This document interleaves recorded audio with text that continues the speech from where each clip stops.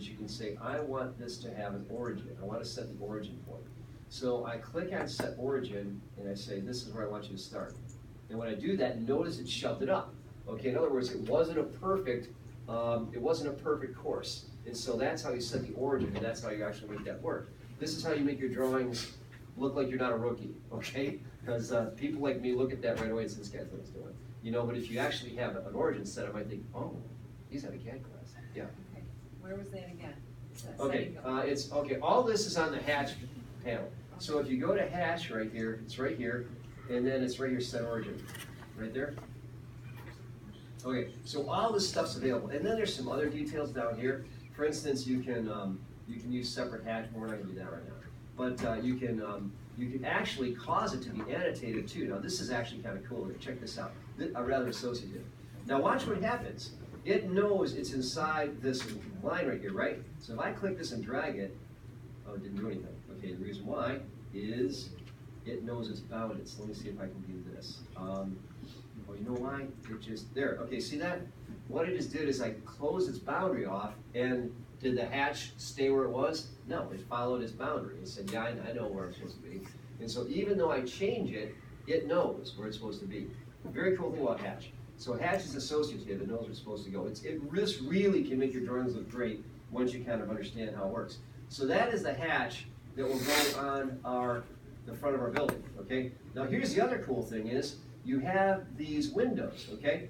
Now you notice that when I did mine, it just hatched all the way through, okay? But let's say, you know, at this point now I want to put in my windows, okay? So let's do that. So I'll go ahead and say, okay, my windows need to go in now, and they're like whatever they are, 3 feet by 4 feet. So I'm just going to go ahead and use my rectangle command, because I know how to use the rectangle command, and I'll go ahead and make this 3 feet, comma 4 feet. You guys understand how that goes?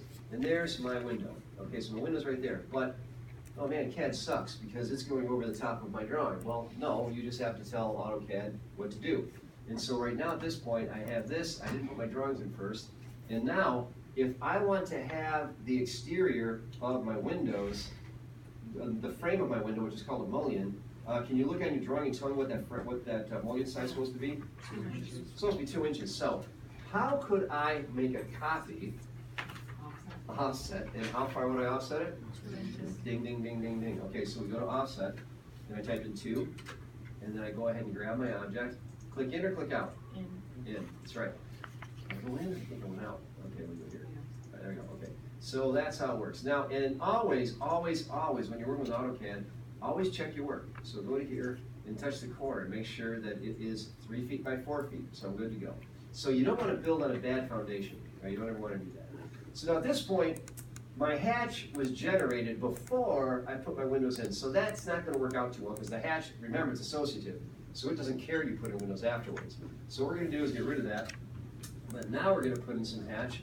And I want you to see something kind of cool here. So I'll pick a point like this. Up here, the pick point's right up here. You can also use select, but pick points usually works out better. I click inside here, and my layer is drawn. So I don't want that. So the first thing I'm going to do is change my layer back to what it should be, which is hatching. And then we'll go back to my hatch. And now, this is looking good. But remember, we have to change this to what? 48. And then my angle is what? 135. Okay, and if I have this correct, it should look pretty darn good there. And it's intelligent enough that it sees an island and says, oh, I'm going to hatch around that. And here's really something kind of cool here. If I move this,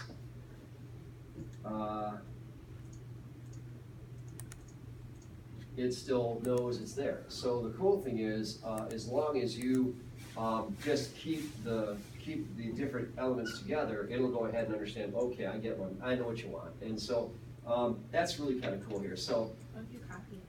What's that? What if you copy it?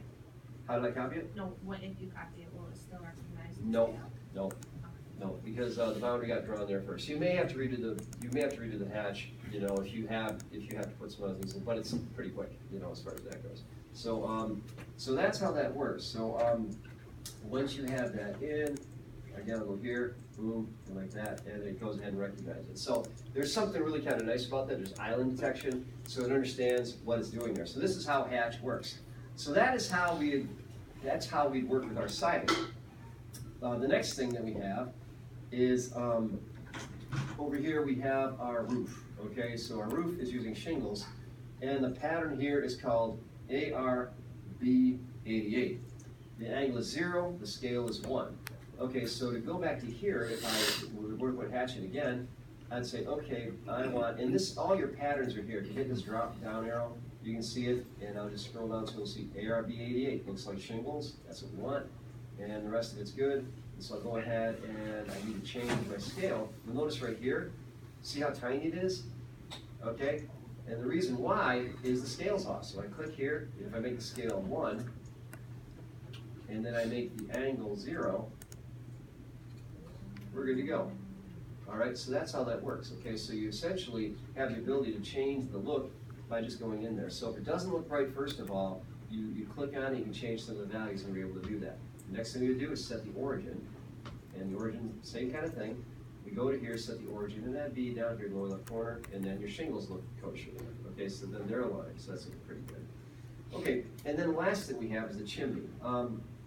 My chimney is over on the side of my structure here, and it is 2 feet wide by, what's that, 26 feet 7 inches, is that it? Something like that. Okay, so 2 feet wide by, okay, so what I'm going to do is I'm going to do something kind of quick here. I'm going to go ahead and I'm going to take this, and I'm going to go ahead and grab this too, and I'm going to put these all on my, I'm going to go ahead and put all that on my profile layer just to show how this is going to look. There's my profile layer, so now we're getting an idea, so I was like, oh hey, okay, that's how it works. And I'll go ahead and put this on the profile layer too. And now it's there, and it has a thickness there. Again, if I turn off my line weight, I don't see it. Okay, so that's there. So the next thing, I'm going to make a layer current. Now, if you want to make a layer current, here's a shortcut. Click on this Make Current button. When I click on the Make Current button, I can just click on a layer, and it's now the current layer. So then I go to do my line, and I go over here, and I go over 2 feet, and then I'm going to go up to the top of my chimney, and we said that was what, 26 feet 7? Yeah, 26 feet 7 inches, 26 feet 7. All right, and then that's the top of my chimney, and then I'm just going to go back over here, and I can use my object snap, my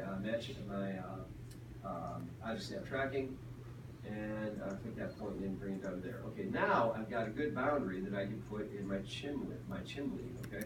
So, I'm actually saying, I was trying to be funny, now I can't say it the right way. All right, so the chimney is using ARBRSTD, which stands for Brick Standard. The angle 0, the scale's 1. So we do the same thing. We go to hatch, and we go ahead and we say ARBRSTD. And we'd say the angle is 0. Well, let's go ahead and go into here. And we put it in here, we see that, ooh, that doesn't look so good. And so we go ahead and click on it, and then we can change it. And our angle is going to be 0. And our scale is going to be 1. And when we do that, boom, looks pretty good. And then we go ahead and put it onto its appropriate layer. Yeah, you're right, exactly right. And so you got that. So then you've got a real good foundation, and this actually should be on the roof layer. Can I put it on the roof layer? Look at that. Oh, another cool shortcut is if I don't want to keep on going back to my layers other places, I can just add my layer menu right here. And then, no. All right. Okay, well, I guess that's the end of that. And